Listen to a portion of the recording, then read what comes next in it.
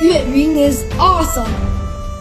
Chinese armor looks really cool, but unfortunately, I can only see the drawings.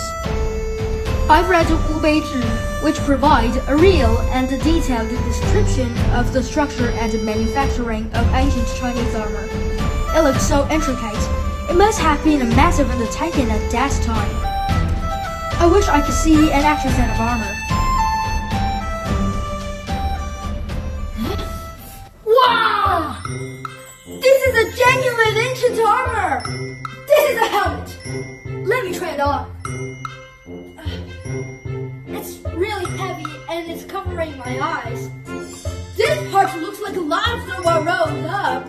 What is this? Aha! It seems to be covered in fish scales. This must be a biomimetic fish scale armor. This iron vest is incredibly heavy. I need to get a general to try it on. Yeah!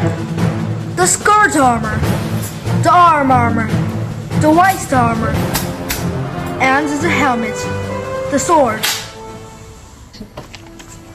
And now the whole set of the Ming Dynasty armor looks complete and truly magnificent, doesn't it?